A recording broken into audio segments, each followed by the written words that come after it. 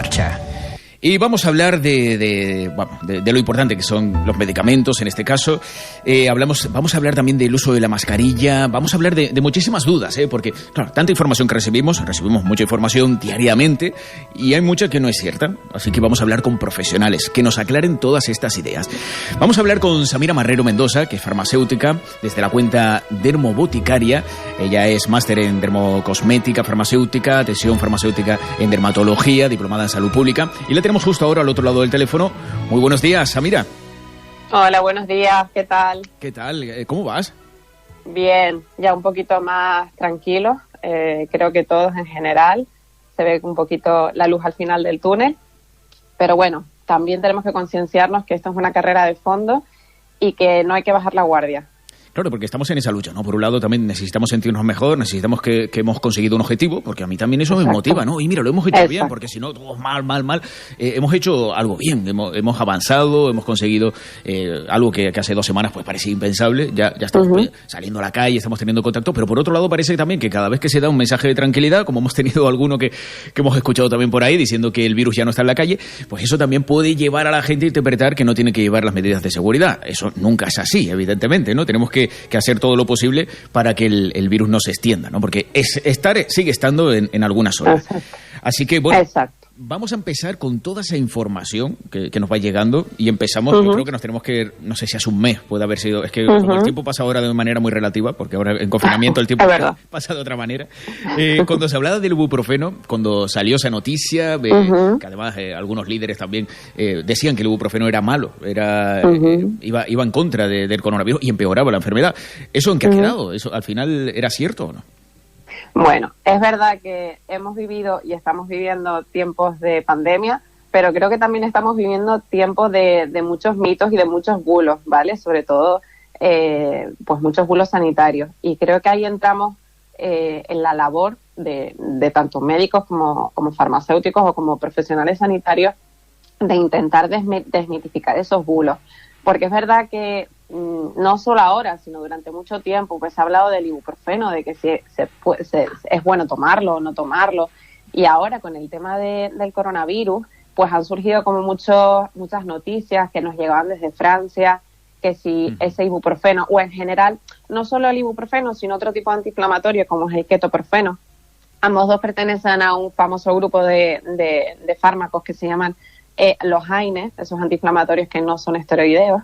Se hablaba de que si ese tipo de fármacos podía agravar los síntomas producidos por el COVID o que si podía empeorar esa infección. Se hablaba mucho, la gente tenía mucho miedo, nosotros desde la farmacia la gente acudía con mucho recelo en el sentido de llevo X tiempo tomando ibuprofeno por mi dolencia, pautado por mi médico, debo de suspender el tratamiento o no.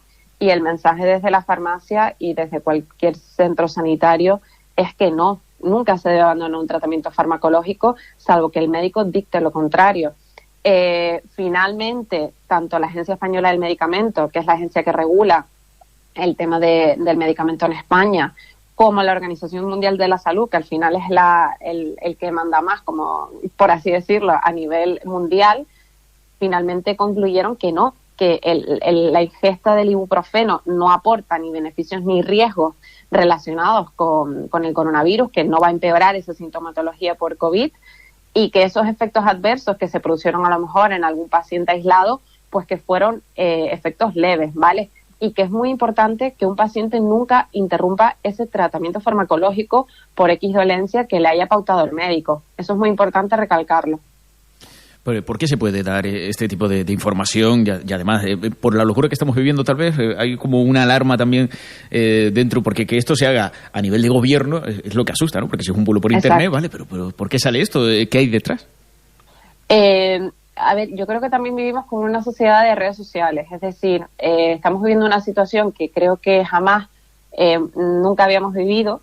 Es como lo que te decía antes, es tiempo de pandemia, pero es tiempo de mucha desinformación. Vivimos en el mundo 3.0, el mundo de redes sociales, nos llegan noticias de todo el mundo. Siempre es muy importante consultar la fuente, porque tienen que ser fuentes fiables. Entonces, la fuente fiable, en este caso, la Organización Mundial de la Salud, y en nuestro caso, a nivel España, la Agencia Española del Medicamento. ¿Qué han dictaminado esos dos tipos de organizaciones? Pues que ese bulo está totalmente desmitificado, que ni el ibuprofeno, ni el ketoprofeno, ni esos antiinflamatorios no esteroídicos no van a aportar ningún tipo de riesgo en sintomatología por coronavirus. Es verdad que en guías terapéuticas el medicamento de elección para el tratamiento como antipirético, para tratar esa fiebre, que es uno de los síntomas de la infección por coronavirus, que no tiene por qué estar siempre presente, pero es uno de los síntomas, es verdad que el tratamiento de elección siempre va a ser el ibuprofeno, pero que será el médico finalmente quien dictamine cuál es el fármaco de elección para tratar ese síntoma. Claro. También se hablaba de pastillas para la tensión, ¿no? También, sí, bueno. También ha salido, sí. ¿Qué ocurre con estas pastillas con hipertensivos? Vale, esto es otro bulo, otro mito que se habló por ahí. Es verdad que no son todo, hay muchísimas familias de antihipertensivos para tratar la hipertensión arterial. Se habló en concreto de dos tipos de fármacos, ¿vale? Los denominados IECA, que para que la gente le suene un poquito más familiar, está el famoso enalapril, que mucha gente toma para controlar la hipertensión arterial. Y está otro tipo de grupo que se llaman los ARA2, que esto sonará un poco a chino, pero es el famoso losartán, entre otros muchos. Son fármacos que se utilizan para el tratamiento de la hipertensión arterial o para tratar las insuficiencias cardíacas, siempre pautados por cardiólogo o por médico de cabecera. Y se habló también, en su momento, nos llegaron muchas noticias a través de medios de comunicación o a través de redes sociales, que si podía haber un posible efecto perjudicial con estos fármacos, que si esas personas infectadas por coronavirus podía ser un factor de riesgo para pacientes hospitalizados infectados la toma de estos tipos de antihipertensivos con esa infección, que podía haber un aumento de mortalidad, que podía haber un aumento o empeorar ese síndrome, ese SARS, que es ese síndrome respiratorio agudo severo, y finalmente ha sido totalmente desmitificado, porque no solo por esa agencia que hablábamos al principio, que es la Agencia Española del Medicamento, que es la que nos rige a nivel España, sino también por la Sociedad Española de Cardiología, que finalmente concluyeron que no existe ninguna evidencia científica que pueda relacionar la toma de estos antihipertensivos con ese empeoramiento o con ese aumento de mortalidad en pacientes infectados por coronavirus.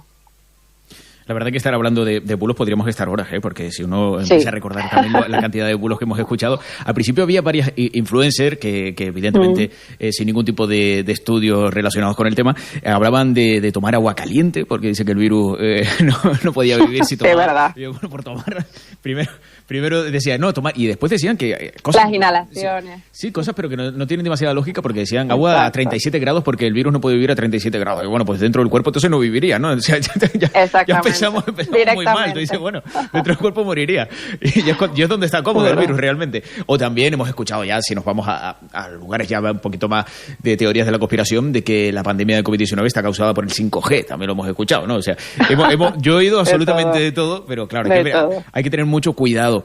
Como bien estás diciendo, que hay que acudir a fuente fiable y sobre todo pues ir yendo paso a paso, porque estamos en una pandemia y el miedo también puede generar situaciones y que nos desenfoquemos, que no estemos poniendo el foco donde tenemos que ponerlo. El foco hay que ponerlo ahora mismo también en la desescalada, en las mascarillas, ¿no? En las mascarillas, en la higiene que tenemos que llevar. Y bueno, la verdad que todos yo creo que estamos intentando hacer un máster en mascarillas, porque no sabíamos nada de las mascarillas. Sabía a lo mejor cuando habíamos barnizado la puerta de la casa que me compré una mascarilla para eso, y de resto tampoco había tenido yo un uso de mascarilla. ¿Qué tipo de mascarilla hay? ¿Cuáles podemos utilizar? ¿Para qué sirven? Porque ahora en la desescalada al principio no se recomendaba el uso de mascarilla, pero ahora en la desescalada sí, sobre todo para no contagiar, ¿no? Para las personas que son asintomáticas. Debido que la COVID lo que tiene es que se puede contagiar cuando estás asintomático, y hay gente que no presenta síntomas y sí que lo contagia, y es cuando casi prácticamente lo que he escuchado que es cuando es más contagioso, sobre todo para no contagiar, ¿no? Pero ¿qué tipo de mascarillas tenemos? Y dependiendo del tipo de persona que seamos, si somos de riesgo o no, ¿cuál tenemos que utilizar? Bueno, para el tema de las mascarillas, he de decirte también que yo he hecho un auténtico máster, porque esto es sentarse y estudiar, porque es complejo. hay que intentar entender los tipos de mascarillas, cómo se deben de utilizar, quién debe utilizarlos, si deben estar o no certificadas. Es un mundo bastante amplio. A ver, dentro del mercado hay diferentes tipos de mascarillas. Empezamos hablando por las famosas mascarillas higiénicas, que pueden ser o no pueden ser reutilizables. Esto nos los dirá el fabricante y vendrá especificado en la mascarilla. Digamos que este tipo de mascarilla no tiene ningún tipo de indicación, es decir, no evita la propagación del coronavirus. Es una mascarilla de efecto protector, como lo llamo yo. Es decir, lo que evita es que nos toquemos la nariz y la boca, que al final es la principal vía de entrada del coronavirus, ¿vale? El tema de pues tocar nariz, tocar ojos, tocar boca, si a lo mejor hemos estado en contacto con algún tipo de superficie donde esté presente el virus o posible persona, que lo que tú comentabas justamente, de que lo peor de la situación es que es un virus que en determinadas personas es asintomático. Entonces el principal problema radica en que esas personas asintomáticas sí que pueden seguir contagiando. Entonces ese contacto directo con esas personas que no sabemos si son o no portadoras del virus, digamos que la función de esa mascarilla higiénica es eso, evitar tocar nariz y boca, que es la principal vía de entrada del virus.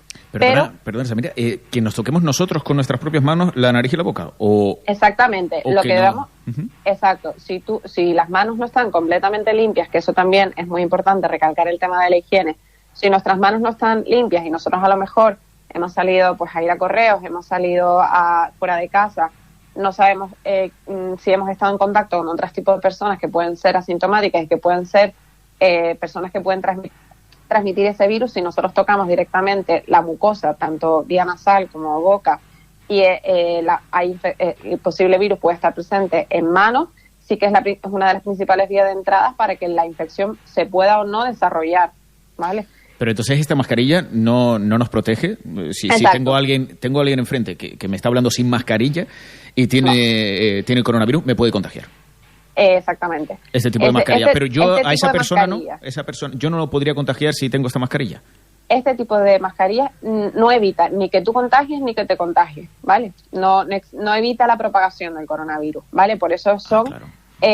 Sobre todo se utilizaban al principio tanto las higiénicas como esas famosas mascarillas de tela que la gente hacía en casa, porque había tanta escasez en cuanto a material de mascarillas que la gente se vio muy desesperada por la situación. Es verdad que son mascarillas, en el caso de las de tela, pues que se pueden lavar, las higiénicas pueden ser o no reutilizables, no se aconseja su utilización más de 4 horas seguidas, pero no evitan la propagación del coronavirus, no evita que tú contagies ni que te contagien, ¿vale? ¿Estas son las que se han repartido, por ejemplo, en el metro de Madrid? No. O aquí en... No, ahí entramos ya en lo que son las mascarillas quirúrgicas. Vale. Esas son las que se están repartiendo en los medios de transporte, vale, y son también las que repartimos en las farmacias, ¿vale? En las oficinas de farmacia. Este tipo de mascarilla quirúrgica son mascarillas tricapas. Digamos que esa mascarilla quirúrgica tiene 3 capas. Tiene una capa externa, que es la parte azul, que va hacia afuera. Esa capa es impermeable. Luego tiene unas capas intermedias, que son las que filtran. Y luego está la capa interna, que lo que hace es absorber la humedad. Entonces, este tipo de mascarilla lo que va a hacer es que nosotros contagiemos. Por tanto, ¿por qué es importante la utilización de este tipo de mascarillas? Porque si todos llevásemos una mascarilla cuando no se pueden garantizar las medidas de distancia de seguridad o cuando vamos a estar en contacto con otra persona, la mascarilla quirúrgica lo que va a hacer es que nosotros contagiemos. Por tanto, si todos en sitios públicos, en sitios en exterior, donde se congrega mucha gente, todos llevásemos una mascarilla quirúrgica, todos vamos a evitar que nos infectemos, ¿vale? Porque lo que hace es evitar que yo contagie a otra persona. Por tanto, si todos lo llevamos, todos vamos a evitar que nos contagiemos. Claro. Esa sería, entonces, la principal para la desescalada, ¿no? Dentro de... si nadie lo propaga, pues bueno. Exacto. Por lo menos exacto. Vale. Es verdad que no evita que otra persona te contagie, pero si todos llevásemos esa mascarilla quirúrgica, evitaremos contagio a otra persona, ¿vale? Este tipo de mascarillas, pues recomendación, no más de 4 o 6 horas seguidas de manera continuada, ¿vale? Y no son reutilizables, porque también se habla mucho del tema de la desinfección de mascarillas, de si se pueden o no desinfectar, lavar, no. Este tipo de mascarillas no se pueden lavar, no se pueden aplicar gel hidroalcohólico. Se hablaba también por ahí de desinfectar pues con calor seco, 70 grados, 3 minutos y demás. Este tipo de mascarilla, si nosotros aplicamos calor, lavamos, aplicamos algún tipo de solución hidroalcohólica, nos cargaríamos esa función de filtrado, por así decirlo, ¿vale? O sea, que no son reutilizables. Y si, bueno, se dice que el tiempo de vida vida entre comillas, evidentemente, porque estamos hablando de un virus, pero el tiempo que el virus deja de ser efectivo en un tiempo, si dejáramos la mascarilla a lo mejor colgada y a la semana siguiente lo utilizáramos, ¿se podría reutilizar o no es posible? Mira, la recomendación que nosotros estamos dando desde la farmacia, que, también desde en oficinas de farmacias aquí en Canarias, la verdad es que hemos ido por delante del resto de España, porque desde hace ya un par de semanas somos de las pocas comunidades autónomas que tiene un reparto de mascarillas de manera equitativa, porque el paciente con su tarjeta sanitaria puede acudir a la farmacia y retirar se puede adquirir hasta un máximo de 5 mascarillas quirúrgicas por tarjeta sanitaria. Es una cada 3 días. Si se lleva 5 unidades el paciente, pues a los 15 días podría volver a retirar otras 5. Es verdad que esto no tendría ningún tipo de sentido porque al final, pues la mascarilla quirúrgica, la recomendación es no más de 6 horas de manera continuada y no reutilizable. Consejo que nosotros le estamos dando a los pacientes: si a lo mejor el paciente sale al supermercado, sale a la farmacia, sale al banco, que es 1 hora o 2, al llegar a casa, mi consejo es métele en una bolsa, cerrarla bien, que quede bien precintada, que no esté al aire libre dentro de casa, cerrarla bien y luego cuando la vayamos a necesitar podemos volver a abrirla y colocarla. Ojo, el tema de la manipulación de las mascarillas, porque yo cuando en la farmacia al día a día veo a la gente que me entra con la mascarilla en la cabeza, con la mascarilla tipo collar, como lo llamo yo, en el cuello y demás. La mascarilla es una medida de protección, hay que utilizarla de manera adecuada. De nada nos vale estar utilizando una mascarilla si la vamos a llevar en la cabeza o si la vamos a llevar, que también el pelo es un posible foco de contaminación. Claro. Si la vamos a llevar en la cabeza, la vamos a llevar en el cuello. El tema de la manipulación, que me encuentro constantemente a la gente manipulando una mascarilla por fuera, que justamente es como esa capa externa de protección. Si estamos manipulando por fuera la mascarilla, puede haber un posible contagio también. Entonces, muy importante, a la hora de colocar la mascarilla, lavarnos bien las manos con agua jabón o con solución hidroalcohólica, siempre manipularla por lo que son las tiras de la mascarilla y colocarla. Ajustarla en boca y nariz, ¿vale? Tiene un adaptador en la zona de la nariz, ajustarla bien a la boca y no manipularla hasta que tengamos que quitarla por la zona de las tiras, ¿vale? Nunca por la zona externa de la mascarilla, que es la capa azul. Estupendo. Hablando de también el lavado de manos, que también es otra de las vías, pero eso lo hablaremos ahora, porque todavía quedan más mascarillas, ¿no? Claro, ahora tenemos el máster. Esto es un máster en mascarillas, como te decía antes. O sea, estamos por la quirúrgica, que es la más común. Por el segundo escalón de mascarilla. Ahora hablaremos también del tema de cómo lavar las manos, cómo desinfectarlas bien también, porque es uno de los pasos también importantísimos dentro de la manipulación de las mascarillas. O sea, que de nada sirve todo lo que estamos haciendo si de repente cometemos algún error en todos estos pasos, ¿no? Exactamente. Luego, ahora entramos hablamos en primer lugar hablamos de esas higiénicas o de esas mascarillas de tela que ponemos en el entredicho que es verdad que no evitan esa propagación. Hablamos de quirúrgicas, que ya estamos hablando de que evitamos ese contagio, y ahora entramos en las denominadas FFP, que son esas famosas, bueno, en este caso hay 3 tipos de FFP. Tenemos las FP1, que pues son las menos conocidas porque lo que hacen es son activas frente al polvo y polen, pero no frente a partículas virucidas como puede ser el coronavirus.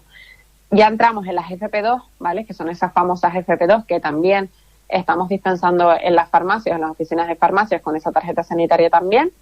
En el caso de las FP2 ya tiene una duración un poquito más alta, en torno a 3, máximo 5 días, tampoco más, se podrían reutilizar. ¿Qué es lo que hace este tipo de mascarilla? Este tipo de mascarilla evita que yo contagie y evita que me contagie. Recomendación: este tipo de mascarilla, pues a lo mejor para pacientes infectados, para personas que estén en contacto estrecho con pacientes infectados o para sanitarios que están en constante con pacientes que pueden ser que son posibles positivos, ¿vale? La recomendación general son para ese tipo de pacientes, las FP2, ¿vale? Tienen un 95% de filtración de micropartículas. Claro. Estas serían las mejores, pero ¿se puede reutilizar este tipo de mascarilla? ¿Cómo es su uso? A ver, recomendación, es verdad que se podría utilizar un máximo de 3 días, ¿vale? No más, porque podemos, a partir a lo mejor del tercer, cuarto día, pues puede perder esa eficacia de filtración de mascarilla, pero sí que tendría una durabilidad mayor que las que comentábamos anteriormente, es que tienen una durabilidad de 4 o 6 horas de manera continuada, ¿vale? Se podrían reutilizar, porque las FFP, en este caso FFP2, sí que son los llamados EPI, son equipos de protección individual, ¿vale? Uh-huh. Vale. ¿Hemos terminado con mascarillas o no? ¿Todavía queda alguna? No, ya hemos hablado de todo, de todas las famosas, y que es muy importante también el tema de la certificación, ¿vale? Porque también he visto por ahí, pues, en redes sociales o en internet y demás, pues, venta de mascarillas, vendo de X tipo de mascarillas. Es muy importante también que ese tipo de mascarillas tengan un certificado, ¿vale? Un certificado europeo, que es la famosa sigla CE, o un certificado, o sea, existe ese certificado europeo que es el CE. Las FFP2 tienen que estar también certificadas, y también mucha gente me pregunta, ¿qué es esto del KN95? Que también hemos visto esas siglas por ahí. Bueno, pues la FFP2 es a nivel europeo y a nivel asiático son KN95, ¿vale? Pero a nuestro nivel equivaldría a lo mismo. Y estas que vemos también, que a mí me aparecen como anuncios en redes sociales, me aparecen anuncios de gente con mascarillas como muy fashion, muy de moda, pero claro, son como de tela. ¿Eso podría tener algún tipo de certificado y valdría? ¿Y cómo sería el uso de esas mascarillas que vemos así como más de diseño?